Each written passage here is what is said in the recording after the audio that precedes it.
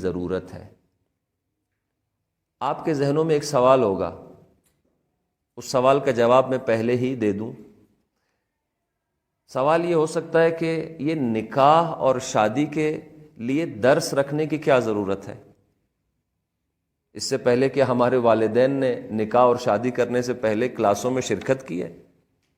نہیں، نکاح کر لیا، چاہے کامیاب زندگی ہو یا ناکام زندگی ہو، خوشیوں کے ساتھ زندگی گزاری ہو یا تلخیوں کے ساتھ اور لڑائی جھگڑے اور اختلافات کے ساتھ زندگی گزاری ہو، جس طریقے سے بھی گزاری ہے انہوں نے گزار دی، لیکن کسی کلاس کی ضرورت ان کو نہیں پڑی۔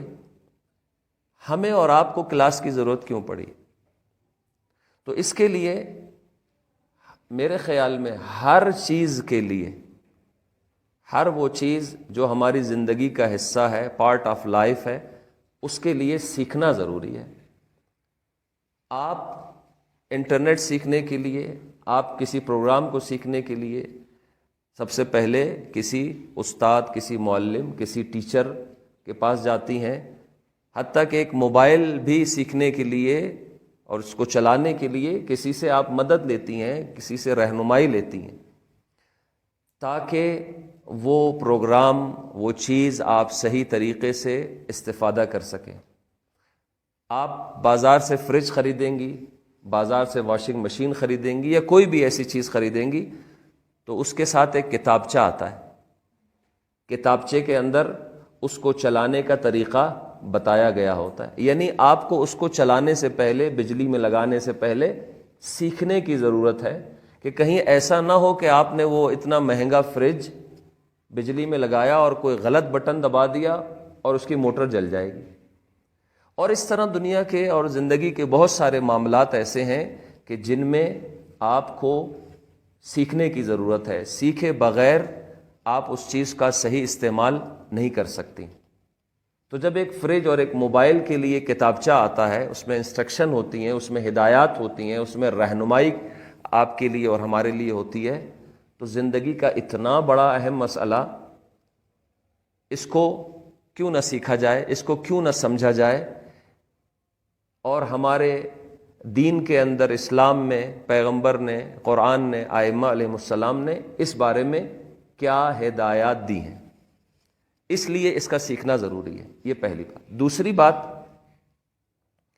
کہ ہمارے ذہنوں میں نکاح اور شادی کے بارے میں کیا ہے؟ عورتوں کے ذہنوں میں، یعنی بچیوں کے ذہنوں میں، لڑکیوں کے ذہن میں جو غیر شادی شدہ ہوتی ہیں، جنہوں نے ابھی تک شادی نہیں کی، ان کے ذہنوں میں ایک تصور، ایک خیال ہوتا ہے نکاح کے حوالے سے۔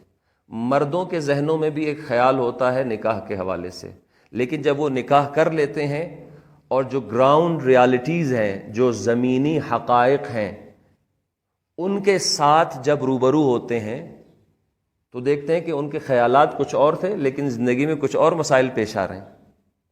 نتیجہ کیا نکلتا ہے؟ ان کی جو توقعات تھیں، ان کو جو توقع تھی اپنے لائف پارٹنر سے، اپنے شوہر سے یا اپنی زوجہ سے، فارسی میں کہتے ہیں ہمسر، ہاں ہمسر یعنی جو اس کی برابری کرنے والا ہے، مرد کی برابری کرنے والی عورت ہے، اور اس عورت کی برابری کرنے کے لیے برابر میں اس کا شوہر ہے، اس لیے ہمسر کہتے ہیں۔ ہمسر کا اطلاق مرد کے اوپر بھی ہوتا ہے، یعنی شوہر کے اوپر بھی ہوتا ہے اور بیوی کے اوپر بھی ہوتا ہے۔ تو جو آپ کا لائف پارٹنر ہے، ٹھیک ہے، آپ اور ہمارا یہ تصور ہو سکتا ہے کہ میرا شوہر میرے لیے تارے توڑ کے لائے گا۔ یہ ہوتا ہے نا کہ مجھے ایک ایسا مرد چاہیے جو مجھ سے بے پناہ محبت کرتا ہو، میں جو کہوں میری ہر خواہش کو وہ پورا کرے، اگر ضرورت پڑے تو وہ میرے لیے تارے توڑ کر لائے۔ تو تارے تو کیا، وہ 5,000 کی ایک انگوٹھی بھی نہیں خرید سکتا، ایسا بھی پیش آتا ہے۔ تو اب آپ کے ذہن اور آپ کے تصور میں یہ تھا کہ یہ تارے توڑ کے لائے گا، لیکن ہم دیکھتے ہیں کہ یہ تو ایک معمولی سا لباس بھی، 2,000 3,000 کا ایک لباس بھی میرے لیے نہیں خرید سکتا۔ تو آپ کی جو توقعات تھیں، وہ توقعات، وہ آرزوئیں، وہ خیالات سب کیا ہو جاتی ہیں؟ چکنا چور ہو جاتی ہیں، ٹوٹ جاتی ہیں۔ وہیں سے اختلاف کا کیا ہوتا ہے؟ آغاز ہوتا ہے، اور یہیں سے لڑائی جھگڑا اور اختلافات شروع ہوتے ہیں۔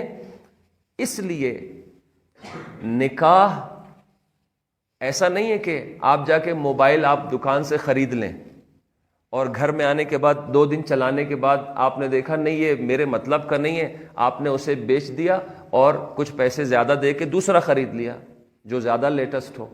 نکاح ایسا نہیں ہے، مرد ایسا نہیں ہے، عورت مرد کے لیے ایسی نہیں ہے۔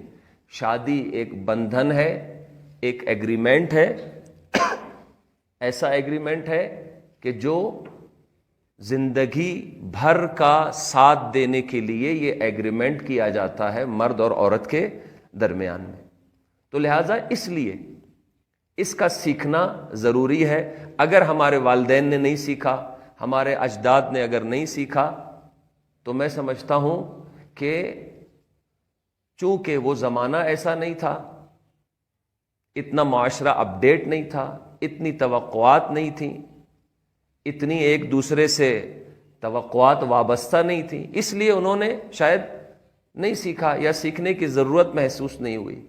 اگرچہ ہر دور میں سیکھنے کی ضرورت تھی، لیکن چونکہ مسائل کم تھے، توقعات کم تھیں، لہذا نہ سیکھے بغیر بھی ان میں سے بہت ساروں کی زندگی نارمل اور کامیاب زندگی گزری ہے اور گزر رہی ہے، آپ دیکھ سکتے ہیں۔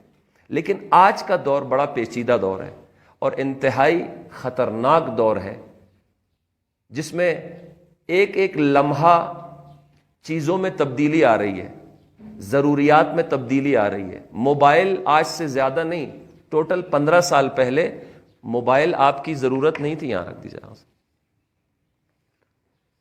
صلوات بھیجیں محمد و آل محمد۔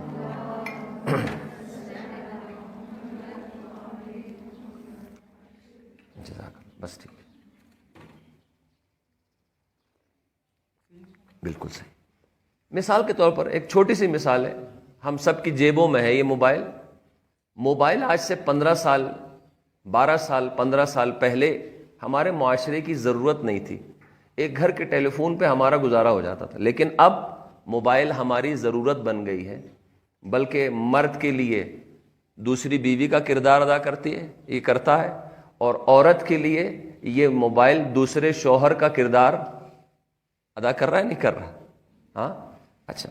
تو اس لیے چونکہ توقعات ضروریات بہت زیادہ ہو گئی ہیں، لہٰذا اس لیے ہمیں شادی کی اہمیت کے حوالے سے، نکاح کی اہمیت کے حوالے سے کچھ باتوں کا سیکھنا ضروری ہے۔ جب تک کہ آپ اپنے لائف پارٹنر کو، اس کی نفسیات کو، اس کی مشکلات کو اور اس کی ضروریات کو نہیں سمجھیں گی، آپ اس کا ساتھ نہیں دے سکتی۔ جب تک کہ وہ آپ کی ضروریات کو، آپ کی مشکلات کو، آپ کی نفسیات کو نہیں سمجھے گا، ہاں، اس وقت تک وہ آپ کے ساتھ صحیح طریقے سے برتاؤ اور سلوک نہیں کر سکتا۔ یہ ایک آج کی گفتگو کا مقدمہ تھا، لیکن میں سب سے پہلے آپ کی خدمت میں 2 آیات کی تلاوت کروں گا، آپ چاہیں تو نوٹ کر لیں، بعد میں قرآن سے جا کے دیکھ لیجئے گا، چونکہ ٹائم اتنا نہیں ہے کہ ہم اس کی تفصیل یا تفسیر میں جائیں۔ پہلی آیت ہے سورہ روم کی آیت نمبر 21، سورہ روم آیت نمبر 21 وَمِنْ آیَاتِهِ أَنْ خَلَقَ لَكُم مِّنْ أَنفُسِكُمْ أَزْوَاجًا، اللہ کی نشانیوں میں سے ایک نشانی یہ ہے کہ اس نے تمہیں خلق کیا تمہاری ہی جانوں سے، تم سے ہی خلق کیا، ازواجن، ازواج کہتے ہیں جوڑوں کو، ہاں، جیسے میل اور فیمیل دونوں مل کے ایک جوڑا بن جاتا ہے، اس کو کہتے ہیں زوج، مرد کو کہتے ہیں زوج، عورت کو کہتے ہیں زوجہ۔ تو تمہارے لیے ہم نے تمہارے ہی نفسوں سے، یعنی تم انسانوں ہی میں سے ازواج پیدا کیے، خلق کیے، کیوں؟ لِتَسْكُنُوا إِلَيْهَا، تاکہ تم ان سے سکون حاصل کر سکو، اور اس کے بعد وَجَعَلَ بَيْنَكُمْ مَوَدَّةً وَرَحْمَةً، اور تمہارے درمیان مودت یعنی محبت اور مہربانی پیدا کی۔ اس کے بعد إِنَّ فِي ذَلِكَ لَآيَاتٍ لِقَوْمٍ يَتَفَكَّرُونَ، اور ان چیزوں میں یا اس چیز میں تمہارے لیے غور و فکر کرنے والوں کے لیے نشانیاں ہیں. یہ ایک آیت. دوسری آیت ہے سورہ نور کی آیت نمبر 32 CO2. سورہ نور آیت نمبر 32. وَأَنْكِحُوا الْأَيَامَ مِنْكُمْ وَالصَّالِحِينَ مِنْ عِبَادِكُمْ وَإِمَائِكُمْ إِنْ يَكُونُوا فُقَرَاءَ يُغْنِهِمُ اللَّهُ مِنْ فَضْلِهِ وَاللَّهُ وَاسِعٌ عَلِيمٌ. اللہ اس آیت میں فرماتا ہے کہ تم اپنے جوانوں کا، اپنی بچیوں کا، اپنے غلاموں کا، اپنی کنیزوں کا، چونکہ اس زمانے میں غلام اور کنیز بھی ہوتے تھے لہذا اس طرف بھی اشارہ ہے. اب میں اس کی تفصیل میں نہیں جاؤں گا کہ غلاموں اور کنیزوں کا ذکر اس میں کیوں کیا گیا. اپنے جوانوں کا، بچوں کا، بچیوں کا نکاح کرو. ان یکونو، ان میں سے جو صالح ہیں، یعنی صالح کا نکاح صالح کے ساتھ کرو. ان یکونو فقراء، اگر یہ فقیر بھی ہوں تو یغنیہم اللہ من فضلہ، تو اللہ اپنے فضل سے ان کو غنی اور بے نیاز کر دے گا. واللہ واسع علیم، اور اللہ جو ہے وہ کیا ہے؟ وسعت دینے والا ہے اور علیم بھی ہے، جانتا بھی ہے. یہ دو آیات ہیں جو میں نے آپ کی خدمت میں تلاوت کی ہیں. ان کی تفسیر میں جانے کی ضرورت نہیں ہے، اور ہمارے پاس اس کے علاوہ میرے خیال میں یہ جو موبائل ہے اس کو کوئی گھمانے والا بھی ہے یا ہے اس میں؟ مجھ پر فوکس ہے، یعنی میں یہاں آ جاؤں تب بھی فوکس ہے؟ ٹھیک ہے. تو اس کے علاوہ چند روایات ہیں. میں صرف روایات پڑھ کے آج شادی کا فلسفہ، نکاح کا مقصد اور ہدف کیا ہے وہ آپ کی خدمت میں کچھ وائٹ بورڈ سے بھی استفادہ کریں گے تاکہ آپ نوٹ کر سکیں. ایک روایت ہے بہت مشہور و معروف کہ یہ روایت پیغمبر اکرم صلی اللہ علیہ وآلہ وسلم سے ہے. من تزوج فقد احرز نصف دینہ، جس نے شادی کی اس کا جو آدھا دین ہے وہ محفوظ ہو گیا. فلیتق اللہ فی النصف الباقی، اور باقی نصف دین کے حصول کے لیے وہ خود سے کوشش کرے اور تقوی اختیار کرے. ٹھیک ہے، یعنی دین ایمان کے دو حصے ہیں. آدھا حصہ شادی کے ذریعے مرد اور عورت کو حاصل ہو جاتا ہے، اور باقی جو آدھا ایمان ہے، آدھا دین ہے، اس کے لیے اس کو خود کوشش کرنے کی ضرورت ہے. دوسری حدیث، ما بنیا بناء فی الاسلام احب الی اللہ تعالی من التزویج، اللہ کے نزدیک کوئی بھی بنیاد اور کوئی بھی ایسی شے شادی سے زیادہ محبوب نہیں ہے اللہ کے نزدیک. یعنی اس کائنات میں جتنی بھی چیزیں اللہ نے خلق کی ہیں، اعمال ہیں، چیزیں ہیں، اشیاء ہیں، ان میں سب سے زیادہ جو پسندیدہ عمل ہے اللہ کے نزدیک وہ نکاح ہے. یہ چند روایات ہیں، میں اب زیادہ روایات کی تفصیل میں نہیں جاؤں گا. شادی کا فلسفہ،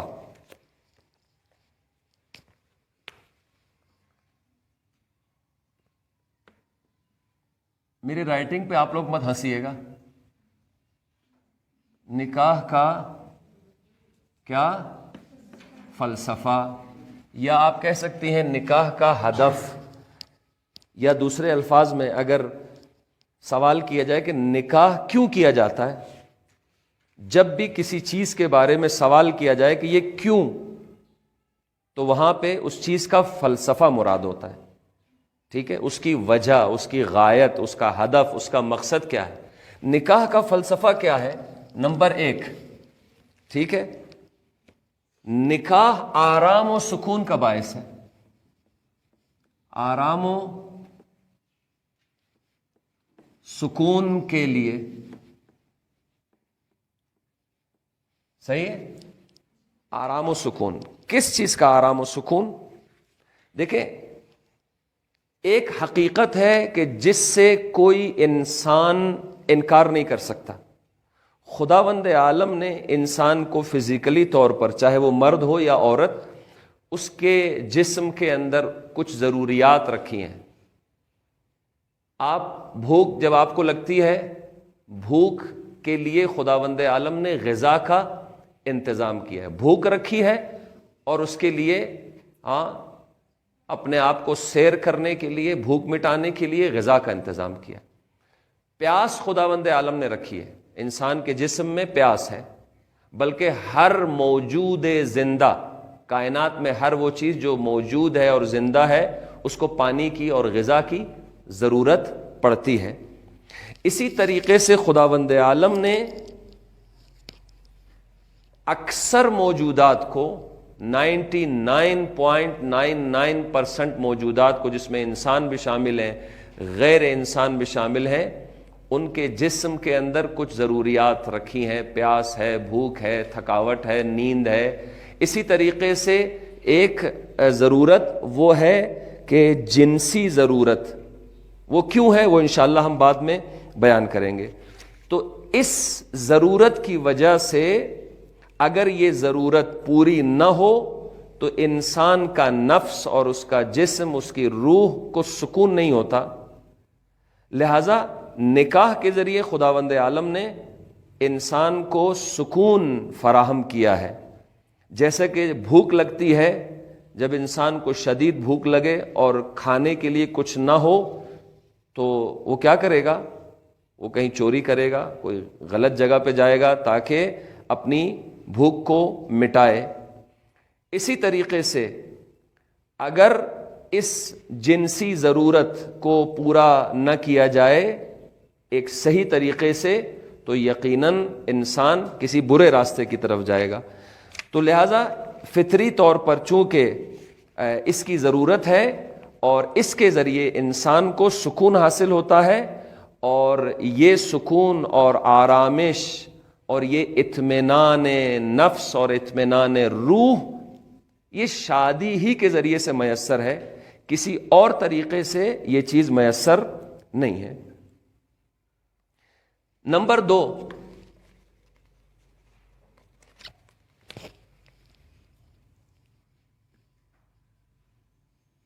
جنسی خواہشات کی تکمیل.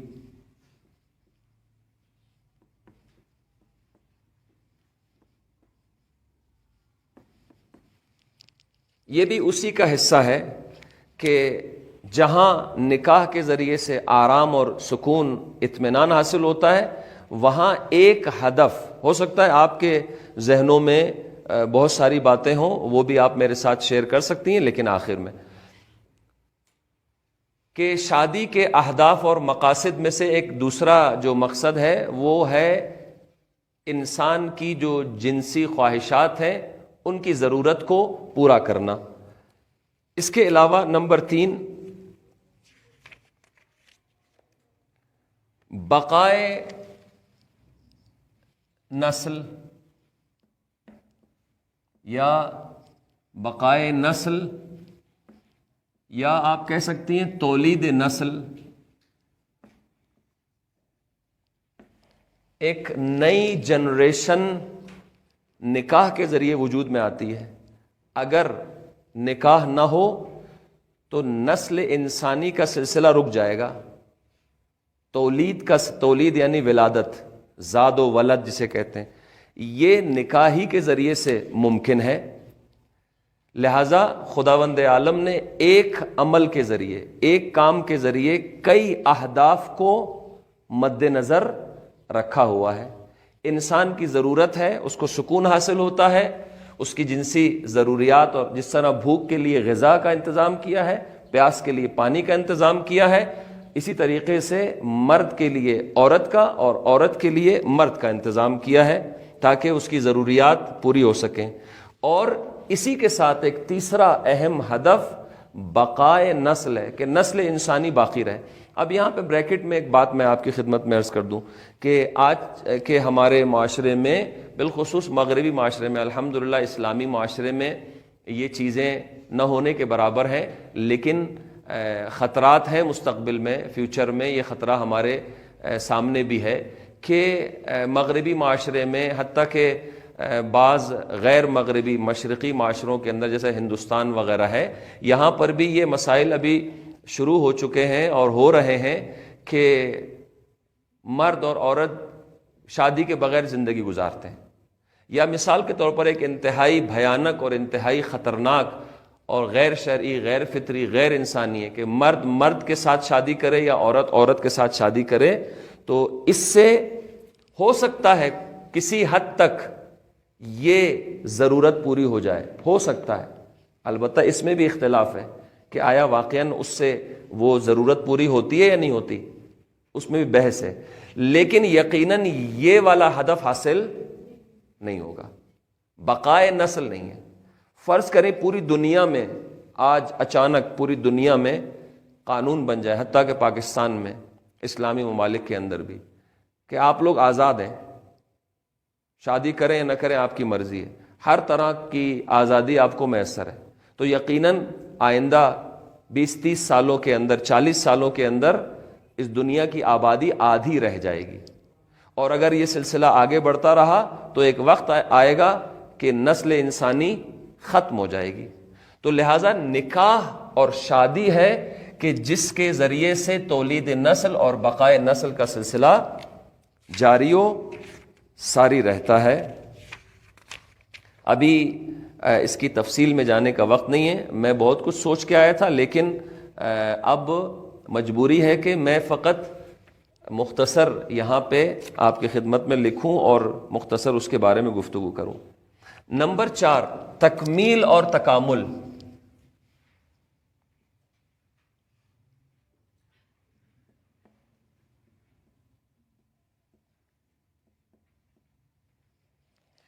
تکمیل اور تکامل سے کیا مراد ہے؟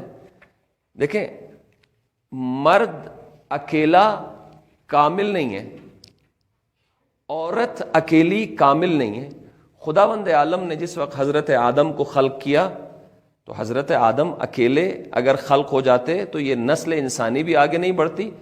حضرت آدم کو کامل کرنے کے لیے، مکمل کرنے کے لیے خداوند عالم نے کسے خلق کیا؟ حضرت بی بی حوا کو. مثال کے طور پر یہ میرا موبائل ہے، ٹھیک ہے، آپ کو معلوم ہے آج کل تو اس کے اندر بیٹری اندر ہی آتی ہے، لیکن ایک وقت تھا کہ بیٹری الگ سے آتی تھی، چارجر ابھی بھی الگ سے آتا ہے. تو اگر یہ موبائل کوئی آپ کو دے دے اور اس کا چارجر وجود نہ رکھتا ہو تو کیا یہ کامل ہے؟ اس کی بیٹری نہ ہو تو کیا یہ کامل ہے؟ حالانکہ تمام چیزیں موبائل کے اندر موجود ہیں، سافٹ ویئر موجود ہے، اسکرین موجود ہے، سب کچھ ہے، کوئی کمی نہیں ہے. لیکن اس کے باوجود آپ کہیں گے یہ موبائل کامل نہیں ہے. کیوں؟ چونکہ اس کے لیے ایک بیٹری کی ضرورت ہے، اس کے لیے ایک چارجر کی ضرورت ہے، لہٰذا تب یہ کامل ہوگا. ایک پورا باکس آتا ہے، اس کے ساتھ یہ کامل ہے، ورنہ یہ اکیلا موبائل کوئی زیادہ ارزش قیمت نہیں رکھتا. اسی طریقے سے اگرچہ بیٹری کی حیثیت ہو سکتا ہے ثانوی حیثیت ہو، اگرچہ چارجر کی حیثیت ثانوی حیثیت ہے، لیکن آپ کو پتہ ہے کہ آپ کہیں سفر میں جا رہی ہیں اور آپ اپنا چارجر گھر میں بھول جائیں اور آپ کا موبائل آف ہو جائے. اب بتائیں ثانوی حیثیت موبائل کی ہے چارجر کی ہے؟ جی، چارجر کی ثانوی حیثیت ہے، اصلی حیثیت ہو جائے گی نا اسے. موبائل ہے لیکن اس کی کوئی حیثیت نہیں ہے، بس اصل حیثیت کس کی ہے؟ وہاں پہ تو اصل حیثیت چارجر کی ہے. لہذا موبائل چارجر کے بغیر نامکمل ہے، ہاں، اور چارجر تو لہذا تکمیل اور تکامل کے لیے یہ دونوں ایک دوسرے کے ساتھ لازم و ملزوم ہے. اسی لیے مرد عورت کے لیے لازم و ملزوم ہے، مرد عورت کے لیے لازم. ایک مرد کہے کہ نہیں میں تو بہتر ہوں لہٰذا میں اکیلا کافی ہوں. بھئی اکیلا کافی ہے تو بچے پیدا کر کے دکھا دو. نہیں کر سکتے، بچے پیدا نہیں کر سکتے. عورت کہے کہ نہیں میں سب کچھ ہوں، اللہ نے مجھے حسین پیدا کیا، محبت کرنے والا پیدا کیا. اچھا بھئی آپ اکیلی پیدا کر کے دکھا دو، وہ بھی نہیں کر سکتے. دونوں کو ایک دوسرے کی ضرورت ہے. تکمیل اور تکامل جو ہے وہ نسل انسانی کی اور ہر طرح کے نقائص اور ہر طرح کے جو عیب ہیں وہ ایک دوسرے کے ذریعے پر ہو جاتے ہیں. ایک مثال دے دوں پھر آگے بڑھتا ہوں. مرد کو خداوند عالم نے مرد کے اندر فزیکلی روحانی طور پر محبت کا جذبہ کم رکھا ہے، عورت کے اندر یہ جذبہ زیادہ ہے۔ کیا مثال ہے اس کی؟ میاں بیوی رات کو سو رہے ہیں، بچہ برابر میں رو رہا ہے، بیمار ہے، ٹھیک ہے، ماں فوراً اٹھ جائے گی اور اپنے بچے کو گود میں لے کے پریشان ہو جائے گی، جاگتی رہے گی۔ وہیں پہ برابر میں مرد جو ہے وہ خراٹے لے کے سو رہا ہوگا، اسے کوئی ٹینشن نہیں ہوگی۔ تو کیا وہ ظالم ہے اور عورت مظلوم ہے؟ نہیں، اس کی ڈیوٹی الگ ہے، اس کی ڈیوٹی۔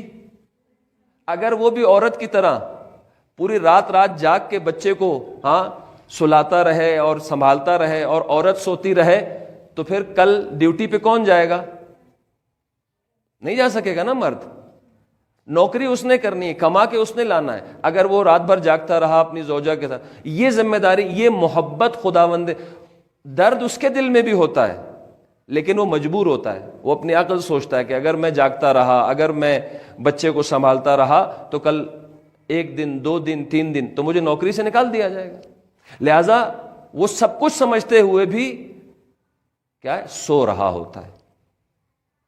عورت کے اندر خدا نے محبت زیادہ رکھی تاکہ وہ بچے کو محبت دے سکے۔ تو اب وہ کمی جو مرد کے اندر تھی، کون سی کمی؟ محبت کی، وہ کس کے ذریعے پوری ہوئی؟ عورت کے ذریعے۔ یعنی اس خاندان میں آنے والی نسل کو محبت کی ضرورت ہے۔ وہ محبت باپ اتنی زیادہ نہیں دے سکتا جتنی ماں دے سکتی ہے، عورت دے سکتی ہے۔ تو یہ کیا ہو گیا؟ تکمیل ہو گیا۔ ایک نقص تھا ایک جگہ پر، وہ نقص کس کے ذریعے پورا ہوا؟ عورت کے ذریعے۔ اب اسی طریقے سے عورت کے اندر بھی ایک نقص ہے، جسمانی طور پر، فزیکلی طور پر مرد کی نسبت عورت کمزور ہے، ٹھیک ہے۔ باہر بہت سارے کام ایسے ہیں سخت کہ عورت نہیں کر سکتی، یہ کام کس کی ذمہ داری ہے؟ مرد کی ذمہ داری ہے۔ عورت کے اندر ایک کمی ہے، ایک نقص ہے کہ وہ فزیکلی کمزور ہے، وہ کام جو ہے وہ خداوند عالم نے مرد کے ذریعے اس کمی کو کیا کر دیا؟ پورا کر دیا۔ دونوں مل کے کامل ہو گئے، چارجر اور موبائل کی طرح، موبائل اور بیٹری کی طرح مثلا، یا چارجر کی طرح، یہ دونوں کامل ہو گئے۔ ان دونوں کے ساتھ زندگی آگے بڑھے گی۔ کوئی بھی یہ سوچے، مرد یہ سوچے کہ میں عورت کے بغیر مکمل ہوں، غلط فکر ہے، باطل ہے۔ عورت یہ سوچے کہ میں مرد کے بغیر مکمل اور کامل ہوں، یہ سوچ غلط اور باطل ہے۔ دونوں جب ملیں گے، ایک ساتھ زندگی گزاریں گے تو زندگی کامل ہوگی، ایک دوسرے کے نقائص پورے ہوں گے۔ اسی سے آپ کو اشارہ مل گیا ہوگا، بعض لوگ جو مولا کائنات امیر المومنین علی علیہ السلام کا ایک جملہ ہے کہ عورت کے اندر یہ نقائص ہیں، ٹھیک ہے۔ نقائص کا مطلب عیب نہیں ہے، عیب نہیں ہے، بلکہ ایک کمی ہے، ایک چیز کم ہے۔ اب یہ کرسی کامل ہے یا نہیں ہے؟ یہ کرسی کامل ہے یا نہیں ہے؟ کامل ہے، پائے بھی ہیں، سب کچھ ہے، لیکن صوفے کے مقابلے میں اس میں کیا ہے؟ صوفے کے ساتھ اگر موازنہ کریں گے تو اس میں کیا ہے؟ کمی ہے، کمی ہے، کم ہے۔ برائی نہیں ہے، چونکہ اپنے اعتبار سے یہ کامل ہے، لیکن ایک آرام دہ صوفے کے مقابلے میں کہیں گے یہ تو اس کے سامنے کچھ بھی نہیں ہے، یعنی کم ہے کچھ چیزیں، بری چیز نہیں ہے، یہ بھی کام دے رہی ہے، صوفہ بھی کام دے رہا ہے۔ تو لہٰذا نقص جب کہا جاتا ہے تو نقص سے مراد کوئی برائی تصور نہ کریں کہ یہ عورت کی برائی ہے کہ اس کے اندر سوچنے سمجھنے کی صلاحیت یا احساسات زیادہ ہیں یا عقل کم ہے، ٹھیک ہے۔ عقل بھی کون سی عقل ہے یہ انشاءاللہ کبھی موقع ملا تو میں بتا دوں گا، یا آپ بعد میں سوال کی صورت میں پوچھ لے گا کہ عورت ناقص العقل ہے سے کیا مراد ہے، یہ ایک الگ بحث ہے۔ تو بس مرد اور عورت ایک دوسرے کے بغیر مکمل بولیں نہیں ہوتے۔ نمبر 4، نمبر 5، معاشرے میں امن و سلامتی۔ معاشرے میں امن و سلامتی۔ اگر نکاح نہ ہو، شادی نہ ہو، تو معاشرے میں امن و امان اور سلامتی اور ایک دوسرے کا احترام باقی نہیں رہے گا۔ کیوں؟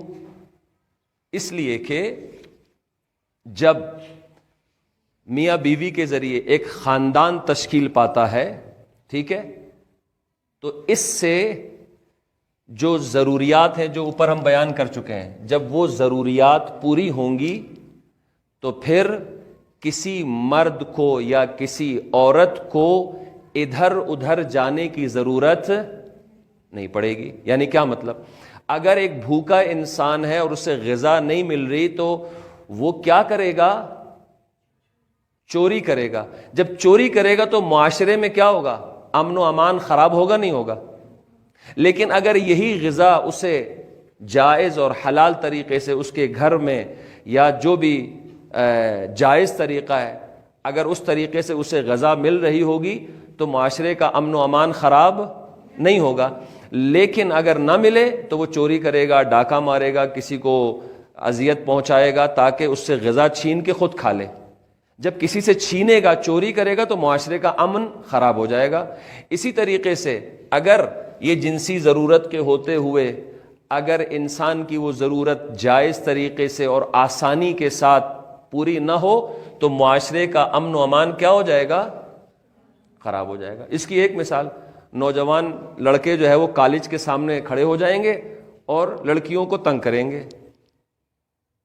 اور ہر لڑکی کو شکایت رہے گی کہ یہ بدماش لڑکے، یہ برے لڑکے، یہ ہاں یہ فلاں یہ فلاں، ہمیشہ پریشان رہتی ہیں عورتیں، ٹھیک ہے۔ یہ کیوں ہے؟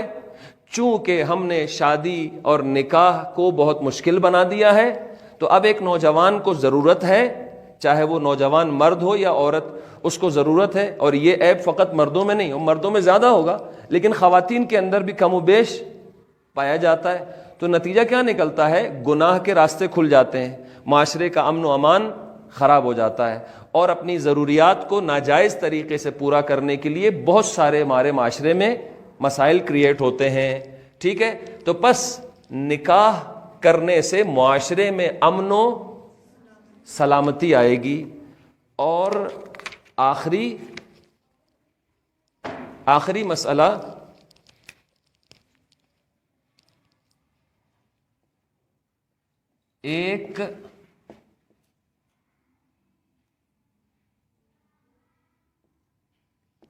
ایک ذمہ دار معاشرہ تشکیل پائے گا۔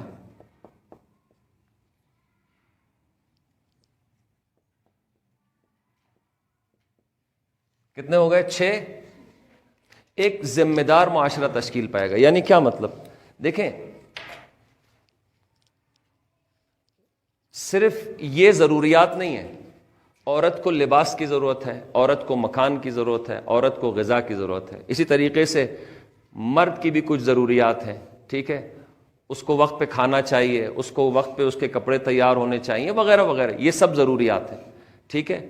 جب شادی ہوگی تو یہ دونوں ضرورتیں ایک دوسرے کے ذریعے کیا ہو جائیں گی؟ پوری ہو جائیں گی۔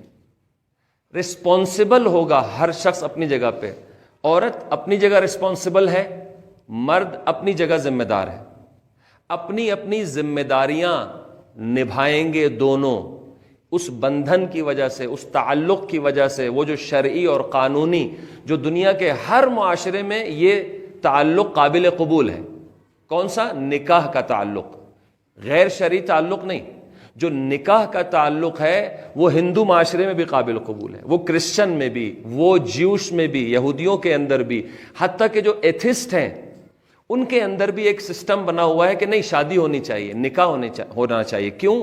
تاکہ ہر شخص یعنی مرد اور عورت اپنی ذمہ داری کو بنحو احسن اور بہترین طریقے سے انجام دے۔ وہ نکاح ہی کے ذریعے ہو سکتا ہے۔ اب یہاں پہ تھوڑا سا اسی کے برعکس ہم لے لیں، اگر نکاح کے بغیر جو ناجائز تعلقات استوار ہوتے ہیں، آپ نے دیکھا ہوگا کہ ان میں ذمہ داری نہیں ہوتی، اس میں رسپانسبلٹی نہ مرد رسپانسبل ہوتا ہے نہ عورت۔ نکاح کے نتیجے میں جب بقائے نسل، تولید نسل، یعنی ایک بچے کی ولادت ہوتی ہے تو باپ ایک ذمہ دار کی حیثیت سے بچے کا کیا کرتا ہے؟ خیال رکھتا ہے، کہتا ہے اس کے لیے کھانے کا انتظام کرنا ہے، اس کے لیے فلاں چیز کا مجھے انتظام کرنا ہے، حتیٰ کہ اس کے پیمپر بھی خریدنے ہیں تو وہ باپ کی ذمہ داری ہے۔ ماں کی ذمہ داری کیا ہے؟ اسے دودھ پلانا ہے، ہاں اس کا خیال رکھنا ہے، اسے سردی گرمی سے بچانا ہے، اس کو محبت دینی ہے، یہ دونوں اپنی ذمہ داریاں ادا کر رہے ہیں۔ لیکن جو ناجائز تعلقات کے نتیجے میں کوئی تولید نسل ہو جائے تو سب سے پہلے جو مسئلہ پیش آتا ہے وہ کیا ہے؟ بچے کو گرا دیا جائے۔ کیوں؟ چونکہ غیر قانونی بچہ ہے، کوئی ذمہ داری، خود جو وہ مرد ہے جس نے ناجائز تعلق قائم کیا ہے، خود وہ عورت جس نے ناجائز تعلق قائم کیا ہے، وہ خود اس بچے کو سنبھالنے کی، وہ ماں ہے، فطری طور پر تو ماں ہے نا، چاہے تعلق ناجائز ہو لیکن فطری طور پر وہ ماں ہے، اور وہ فطری طور پر باپ ہے، لیکن دونوں کہتے ہیں کہ یہ بچہ ہمیں نہیں چاہیے۔ کیوں؟ چونکہ نکاح کے بغیر تولید نسل ہوا ہے، اور یہ ہر معاشرے کے اندر ایسا ہے، صرف اسلام کے اندر نہیں، غیر اسلامی معاشروں کے اندر بھی چونکہ نکاح کی ایک قانونی اور فطری اور شرعی حیثیت ہے، لہذا اس کے نتیجے میں ذمہ داریاں وجود میں آتی ہیں۔ اگر نکاح نہ ہو تو یہ ذمہ داریاں وجود میں نہیں آئیں گی، جیسا کہ آج کل کچھ مغربی معاشرے کے اندر کافی حد تک یہ غیر ذمہ داری آ رہی ہے۔ کیوں؟ ایک مرد اور ایک عورت ناجائز تعلقات قائم کرتے ہیں، جب بچہ ہو جاتا ہے تو باپ بچے کو چھوڑ کے چلا جاتا ہے۔ آپ نے فلموں کے اندر بہت دیکھا ہوگا، وہ بچہ ماں جو ہے وہ بڑا کرتی ہے، یا ماں اس کو چھوڑ کے چلی جاتی ہے، کسی اور مرد کے ساتھ تعلقات قائم کر لیتی ہے، اب وہ بچہ باپ کے پاس ہے پوری زندگی۔ وہ ایسے ایسے معاشرے ہیں کہ جہاں بچوں نے اپنے والدین کی شکل تک پوری زندگی میں نہیں دیکھی۔ یہ کون سے معاشرے ہیں؟ جو نکاح کے بغیر وجود میں آتے ہیں۔ جب نکاح کے بغیر وجود میں آئیں گے تو پھر وہ معاشرہ کیا ہوگا؟ ایک غیر ذمہ دار معاشرہ ہوگا۔ نکاح کے ذریعے ایک ذمہ دار معاشرہ تشکیل پاتا ہے۔ صلوات بھیجیں محمد و آل محمد۔